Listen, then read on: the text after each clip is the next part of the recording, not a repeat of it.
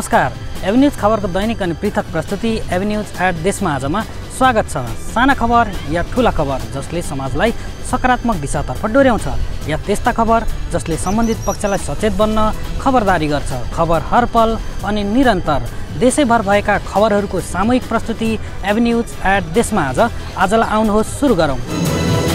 विगत 2 सातादेखि अवरुद्ध बनेको राष्ट्रिय गौरवको योजना काली गण्डकी करिडोर 2 सातापछि सञ्चालनमा आएको छ। त्यस खण्डका विभिन्न ठाउँमा पहिरो खसेपछि विगत 2 सातादेखि बाटो अवरुद्ध बनेको थियो। बागलुङ नगरपालिका 10 भकुण्डेको दबल्याङमा सडक माथिबाट खसेको पहिरो हटाएर सडक सुचारू गरिएको छ। काली गण्डकी करिडोरको विभिन्न ठाउँमा खसेको पहिरो पन्छिएपछि यातायात सेवा सञ्चालनमा आएको जिल्ला ट्राफिक प्रहरी कार्यालय बागलुङका प्रमुख बद्रीनाथ शर्माले जानकारी दिए। बाटो खुलेसँगै जिल्लाको जैमिनी नगरपालिका, बरेड गाउँपालिका, बलेवा क्षेत्र, भकुण्डे राय डाँडा र गुल्मी पुग्ने यात्रुहरूलाई सहज भएको छ। वर्षाका कारण पहिरो जाँदा अवरुद्ध भएको सडक गौरवको काली गण्डकी करिडोर र मालढुङ्गा र कस्मिसेरा सडक 14 दिनसम्म नखुल्दा स्थानीय शास्ति खेप्न बाध्य भएका थिए। बागलुङ जिल्लाको दक्षिण क्षेत्र अन्तर्गतको 2 वटा सडकमा ठूलो पहिरो गएका कारण सडक नै भासिएपछि यातायात सञ्चालन हुन नसक्दा दिनहुँ यात्रा गर्ने सयौं सर्वसाधारण समस्यामा परेका थिए। गाउँ गाउँमा मोटर बाटो पुर्याउनका लागि मनपरी ढङ्गले खनिएको सडकको कारण पहिरो जाने गरेको भए पनि यसबारे सरकारवाला निकायको चासो कम भएका कारण स्थानीयले दुःख पाएका छन्। लिखुपिके गाउँपालिका सोलुखुम्बुले आफ्नो 8औं गाउँ सभा सम्पन्न गरेको छ। गाउँपालिका अध्यक्ष डम्बरबहादुर बस्नेतको अध्यक्षतामा बसेको गाउँ सभामा उपाध्यक्ष पर्मिला बस्नेतले आर्थिक वर्ष 2078-79 का लागि 25 करोड 42 लाख 91,660 रुपैयाँ बजेट पारित गर्न सभा समक्ष पेश गरिन्। पुँजीगत तर्फ 7 करोड 95 लाख 68,150, चालुतर्फ 7 करोड 4 लाख 23,510 रुपैयाँ बजेटमा व्यवस्था गरिएको छ भने संघ प्रदेशबाट सशस्त्र अनुदान 10 करोड 43 लाख प्राप्त हुने बजेटमा अपेक्षा गरिएको छ। उपाध्यक्षले सभामा पेश गरेको बजेट सर्वसम्मतिले पारित भएको छ। जनप्रतिनिधिहरूको यो बजेट अन्तिम भएको र अब केही समयपछि स्थानीय तहको निर्वाचन हुन सक्ने कुरालाई ध्यानमा राख्दै बजेटमा मतदाता केन्द्रीय योजनाहरू परेका छन्। कोरोना नियन्त्रणमा 30 लाख, कृषि शाखालाई 30 लाख, शिक्षा शाखालाई 15 लाख, स्काउट व्यवस्थापनलाई 4 लाख, सुकुम्बासीलाई घडेरी खरिददेखि व्यक्तिको घर मर्मत शीर्षकमा समेत बजेट विनियोजित गरिएको छ। बुटवल अटो इन्जिनियरिङ एसोसिएसनले संस्थाको 26औं स्थापना दिवस मनाएको छ। उक्त दिवसको अवसरमा सरसफाई, वृक्षारोपण, आर्थिक सहयोग लगायतका विभिन्न कार्यक्रम गरिएको थियो। संस्थाका अध्यक्ष बाबुलाल पाण्डेको अध्यक्षतामा सम्पन्न समारोहमा संस्थाले गरेको कामको जानकारी दिँदै आगामी दिनमा पनि व्यवसायीको हितमा काम गर्दै विभिन्न सामाजिक क्षेत्रमा काम गर्ने जानकारी दिए। नेपाल अटो मेकानिक्स व्यावसायिक महासंघका केन्द्रीय अध्यक्ष जनार्दन गैरेले दुवै संस्थाको सहकार्यमा अटो भिलेजमा सरसफाई, खानेपानी लगायत विभिन्न सकारात्मक काम समेत भएको बताए। महासचिव तुलसीराम न्यौपानेले संस्थाले गरेको कामको बारेमा जानकारी दिए। कार्यक्रममा वाणिज्य उपाध्यक्ष बाबुराम आचार्य, पूर्व अध्यक्ष टङ्क प्रसाद गैरे, प्रेस सल्लाहकार दामोदर खनाल लगायतले बोल्दै कोभिडको महामारीको बेला संस्थाले रचनात्मक काम गरेकोमा सराहना गरेका थिए। डोटी जिल्लाका 9वटै स्थानीय तहका भूमि सम्बन्धी लागत सङ्कलन गर्ने सङ्कलकर्तालाई 1 दिने तालिम दिइएको छ। सबै स्थानीय तहमा के कति कस्तो अवस्थामा भूमिविहीन वा भूमि नभएका नागरिक रहेका छन् उनीहरूको यथार्थ विवरणका लागि सबै स्थानीय तहबाट तालिममा सहभागी रहेका थिए। जिल्ला सदरमुकाम सिलगढीमा भूमि सम्बन्धी समस्या समाधान आयोगका जिल्ला अध्यक्ष गणेश विष्टको अध्यक्षतामा, जिल्ला समन्वय समिति डोटीका प्रमुख रामबहादुर ऐरीको प्रमुख आतिथ्यतामा, सहायक प्रमुख जिल्ला अधिकारी किरण जोशी, भूमि सम्बन्धी समस्या समाधान आयोगका केन्द्रीय सदस्य लगायतको सहभागिता रहेको थियो। बसोबास गरेका वास्तविक भूमिहीन परिवारहरूलाई योजनाबद्ध ढङ्गले स्थानान्तरण गर्ने गरी काम गरिरहेको यस 1 दिने तालिमले सहभागितालाई सहयोग होस् भनेर तालिम दिएको अध्यक्ष विष्टले बताए।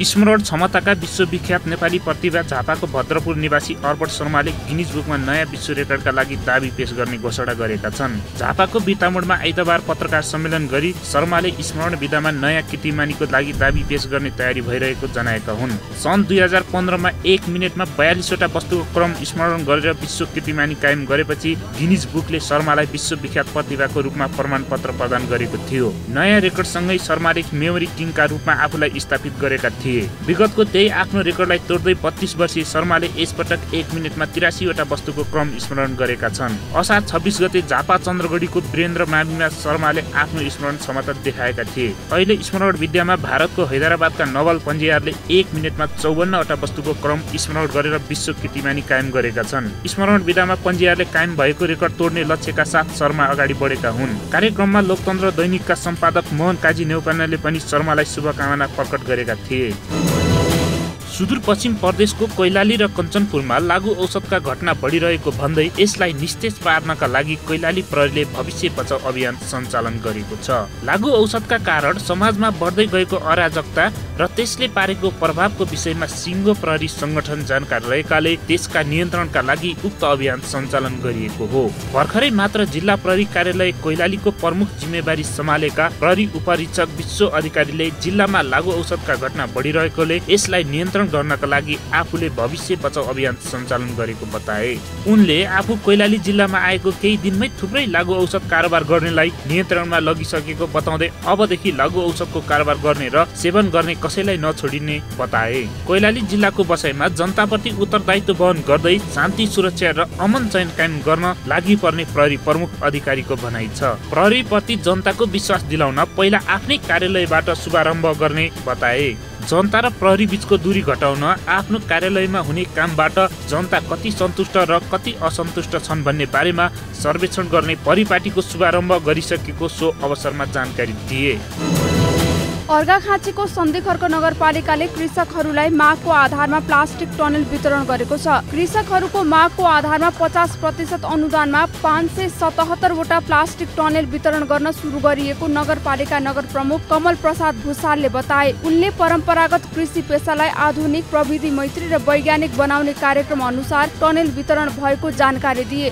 सन्धिखर्क नगरपालिकाले कृषकहरूको मागको आधारमा कार्यक्रमहरू सञ्चालन गरेको र जसका कारण प्रत्यक्ष लाभान्वित भएको नगर उपप्रमुख ठाकुर कुमार विकले बताए। नयाँ आर्थिक वर्ष सुरु भएसँगै आरन तथा मिसिनरी औजार वितरण सुरु गरेको पालिकाले अहिले कृषि कार्यक्रम अनुसार 50% अनुदानमा टनेल वितरण गरेको नगरपालिका प्रमुख प्रशासकीय अधिकृत नारायण आचार्यले जानकारी दिए। Nepal red cross society Baglung शाखाले नेपाल पत्रकार महासंघ बागलुङलाई स्वास्थ्य सामग्री उपलब्ध गराएको छ। कोरोना महामारीमा अग्रभागमा खटिने पत्रकारका लागि 2000 थान मास्क र 17 थान सेनिटाइजर सहयोग गरेको हो। रेड क्रसको केन्द्रीय कार्यक्रम अन्तर्गत मास्क र सेनिटाइजर सहयोग गरिएको रेड क्रसले जनाएको छ। पत्रकारले अग्रभागमा खटिएर काम गर्नुपर्दा कोरोना संक्रमणको जोखिम हुने भन्दै सहयोग गरेको सभापति जब्बर बहादुर लामिछानेले बताए। महासंघका अध्यक्ष नरेश कडेलले महासंघमा प्राप्त मास्क तथा स्वास्थ्य सामग्री जोखिममा खटिने जिल्ला पत्रकारलाई प्राथमिकताको आधारमा उपलब्ध गराएको बताएका छन्। कडेलले रेड क्रसले सहयोग गरेका स्वास्थ्य सामग्री दुर्गममा रहेर काम गर्ने पत्रकारका लागि पठाइने बताए। कार्यक्रम रेड क्रस सोसाइटी बागलुङ शाखाका उपसभापति राजेन्द्र आचार्यले सञ्चालन गरेका थिए। दाङको तुलसीपुर घोराई सहित सबै स्थानीय तहहरूमा कोरोना विरुद्धको खोप लगाउन सुरु गरिएको छ। उपमहानगरपालिका र गाउँपालिका भित्रका लक्षित वर्गहरूलाई आजदेखि कोरोना खोप लगाउन सुरु गरिएको हो। पहिलो चरणमा विभिन्न कारणले खोप लगाउन छुटेकाहरू उत्साहका साथ बिहानैदेखि खोप केन्द्रमा लाइन बसेका थिए। 55 वर्षभन्दा माथिका खोप नलगेका सबै नागरिकहरूका लागि खोप लगाउन सुरु गरिए तापनि आफ्नो परिचय खुल्ने परिचय पत्र, नागरिकता, अपाङ्ग विशेष क्षमता भएकाहरूका लागि अपाङ्ग परिचय पत्र देखाएमा खोप लगाउन सकिने व्यवस्था मिलाएको प्रमुख जिल्ला अधिकारी रामबहादुर कुम्बाङले जानकारी दिए। त्यसैगरी पत्रकार, कर्मचारी, गाडी चालक, सहचालकहरूको हकमा परिचय पत्र नभए सम्बन्धित स्कुल संस्थाबाट सिफारिस गरिएको सिफारिस पत्र अनिवार्य गरिएको छ। विदेश जान लागेकाहरूको हकमा पासपोर्ट, भिसा लागेको कार्डको प्रतिलिपिको आधारमा समेत खोप लगाउन सुरु गरेसँगै अस्पताल र खोप केन्द्रहरूमा बिहानैदेखि भिडभाड देखिएको तुलसीपुर उपमहानगरपालिकाका कोभिड नियन्त्रण फोकल पर्सन विमल केसीले जानकारी दिए। युवाहरूलाई चिया खेतीतर्फ आकर्षित गर्न राष्ट्रिय चिया तथा कफी विकास बोर्ड चिया विस्तार योजना धनकुटाले अनुदानमा चियाको बिरुवा वितरण गर्दै आएको छ। स्वरोजगारमा जोड दिँदै युवाहरूलाई चिया विस्तार योजना धनकुटाले व्यावसायिक रूपमा युवाहरूलाई चिया खेतीतर्फ आकर्षित गर्न चियाका बिरुवाहरू अनुदानमा उपलब्ध गराउने गरेको हो। विदेशी बजारमा समेत नेपाली चियाको माग बढिरहेको तर्फ मध्यनजर गर्दै चिया खेती विस्तार योजनालाई अघि बढाउँदै युवाहरूलाई अनुदानमा बिरुवा उपलब्ध गराउनेदेखि आधुनिक आधुनिक तरिकाले खेतीका लागि चिया खेती सम्बन्धी तालिम, प्राविधिक सहयोग समेत चिया विस्तार योजना धनकुटाले उपलब्ध गराउँदै आएको योजना प्रमुख विजय कुमार मिश्रले जानकारी दिए। योजनाले धनकुटा, भोजपुर र मोरङमा चिया तथा कफी खेती विस्तारका क्षेत्रमा काम गरिएको समेत योजना प्रमुख मिश्रले बताए। चिया विस्तार योजना धनकुटाले अर्थोडक्स 15 जातका चियाका बिरुवाहरू वितरण गर्दै आएको छ। पहाडी क्षेत्र तथा तराईमा जुन ठाउँमा लगाउने हो त्यो ठाउँ अनुकूल हुने जातको सिफारिस समेत योजनाले गर्दै आएको छ। चिया बगानमा काम गर्ने कामदारहरू समेत जीविकोपार्जनका लागि चिया खेतीले सजिलो बनाएको बताउँछन्। चिया खेती विस्तार हुने क्रम बढिरहेको समयमा धनकुटामा 35,500 केजी, भोजपुरमा 200 केजी र मोरङमा 500 केजी चिया उत्पादन हुने गरेको तथ्याङ्क रहेको छ। 3 दिनदेखिको लगातारको वर्षाका कारण डोटी सदरमुकाम सिलगढी कलेना मचिन्तोल जाने सडक अवरुद्ध भएको छ। वर्षाका कारण सिलगढीदेखि दललेक मेललेक हुँदै बजाङ जोड्ने नयाँ बन्दै गरेको सडक खण्डको सिलगढीको चिसापानी भन्ने ठाउँमा पहिरो जाँदा सडक अवरुद्ध भएको हो। सडक अवरुद्ध भएर सडक यातायात सञ्चालन गर्न समस्या भएपछि स्थानीय शास्ति बेहोर्न बाध्य भएका छन्। पहिरोले सडक अवरुद्ध गरेपछि बिरामीलाई जिल्ला अस्पताल लैजानेदेखि गाउँमा अत्यावश्यक सामग्री ढुवानी गर्न समेत समस्या भएको छ। पहिरोले खानेपानीको मुहानका पाइपलाइन बगाएकोले सिलगढी बजारमा 3 दिनदेखि खानेपानीको हाहाकार भएको छ। पहिरोले बगाएको खानेपानी मर्मतका लागि कर्मचारी खटिए पनि निरन्तरको वर्षाले समस्या भएको छ। सडक सुचारू गर्न भने कुनै निकायले पनि पहल नगरेको स्थानीयले गुनासो गरेका छन्। बागलुङमा मुख्य कार्यालय रहेको सिवाइसी बचत तथा ऋण सहकारीले आर्थिक वर्ष 2078-79 को प्रस्तावित नीति तथा कार्यक्रम सार्वजनिक गरेको छ। बागलुङमा रहेको केन्द्रीय कार्यालयमा आयोजित पत्रकार भेटघाट कार्यक्रममा नीति तथा कार्यक्रम सार्वजनिक गरिएको हो। गत आर्थिक वर्षमा 18,430 शेयर सदस्यहरू मार्फत 2 अर्ब 4 करोड कुल सम्पत्ति परिचालन गरेको सहकारीले चालु आर्थिक वर्षमा कुल सम्पत्ति 3 अर्ब 5 करोड र सदस्य संख्या 28,500 पुर्याउने लक्ष्य राखेको कोषाध्यक्ष सीता देवी सापकोटा कडेलले जानकारी दिइन्। चालु आर्थिक वर्षसम्ममा 30 वटा विभिन्न प्रकृतिका सहकारीहरू एकीकरण गरिसकेको सहकारीले बागलुङ, पर्वत र म्याग्दीबाट 23 वटा कार्यालय मार्फत सेवा प्रवाह गर्दै आएकोमा थप 13 वटा सेवा केन्द्र तथा स्याटेलाइट कार्यालय वृद्धि गरी विकेन्द्रित सेवा प्रवाह गर्ने र कास्की जिल्लामा समेत कार्यक्षेत्र विस्तार गर्ने नीति तथा कार्यक्रममा उल्लेख गरिएको छ। कार्यक्रमको संस्थाले प्रकाशनमा ल्याएको सिवाइसी सन्देश नामक डिजिटल पत्रिका अध्यक्ष चण्डी प्रसाद शर्मा पौडेलले सार्वजनिक गरे। सहकारीले ज्येष्ठ नागरिक पेन्सन, ज्येष्ठ नागरिकलाई औषधि उपचारको लागि शुल्क, सुत्केरी पोषण सुविधा, आफन्त गुमाएका परिवारमा मृत्यु राहत, नवदुलही स्वागत लगायतका समुदायमा आधारित कार्यक्रमहरू गर्दै आएको छ। विभिन्न खेलको इन्डोर अभ्यासदेखि लिएर प्रतियोगितासम्म सञ्चालन गर्न सकिने गरी इटहरीको वडा नम्बर 12 मा सुविधा सम्पन्न बहुउद्देश्यीय कबड हल बन्ने भएको छ।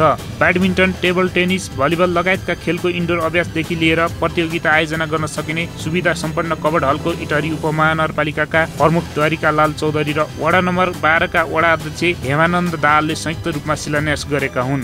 25 लाख लागतमा निर्माण सम्पन्न गर्ने लक्ष्य राखेको सो कबड हलमा खेलाडीहरूका लागि चेन्जिङ रुम तथा टोयलेट निर्माण गरिने कबड हल निर्माण समितिका सचिव इन्द्र सुब्बाले जानकारी दिए। सार्वजनिक जग्गा 2 कठा क्षेत्रफलमा सो कबड हल निर्माणका लागि शिलान्यास गरिएको हो। कबड हल निर्माणका लागि पहिलो चरणमा 13,25,000 रुपियाँ इटहरी उपमहानगरपालिकाले उपलब्ध गराइसकेको छ। कबड हल निर्माणपछि यस क्षेत्रको खेलकुदको विकासमा टेवा पुग्ने वडा अध्यक्ष हेमानन्द दाहालले विश्वास लिएका छन्। कोभिड-19 प्रतिकार्य परियोजना अन्तर्गत नेपाल रेड क्रस सोसाइटी धनकुटाले समुदाय स्तरमा परिचालन हुने स्वयंसेवकहरूका लागि अभिमुखीकरण कार्यक्रम सम्पन्न गरेको छ। कोरोनासँग जोडिने डाटा सङ्कलन तथा सचेतनाका लागि कोभिड-19 प्रतिकार्य परियोजना अन्तर्गत 10 जना स्वयंसेवकलाई कोरोनाका विषयमा जानकारी गराएर डाटा कलेक्सनका लागि परिचालन गर्ने गरी अभिमुखीकरण कार्यक्रम आयोजना गरिएको हो। अभिमुखीकरण कार्यक्रम नेपाल रेड क्रस सोसाइटी प्रदेश 1 अध्यक्ष नरेन्द्र प्रसाद पोखरेलको प्रमुख आतिथ्यता तथा नेपाल रेड क्रस सोसाइटी धनकुटाका संयोजक मन्त्री छत्रकुमार श्रेष्ठको अध्यक्षतामा भएको अभिमुखीकरण कार्यक्रममा धनकुटा अस्पतालका सुपरिन्टेन्डेन्ट डाक्टर पूजन विकले डाटा सङ्कलनमा खटिने स्वयंसेवकहरूलाई सहजीकरण गरेका थिए। एभन्यूज एट देशमा आजमा हामी त्यस्ता खबरलाई ध्यान दिन्छौँ जुन खबर ओझेलमा परेको छ र बन्न सक्छ खबर। एभन्यूज एट देशमा आजलाई यति नै। भोलि फेरि देशैभरका खबरका साथमा प्रस्तुत हुने नै छौँ। खबरभित्रको खबरका लागि हेर्दै रहनुहोला एभन्यूज खबर। नमस्कार।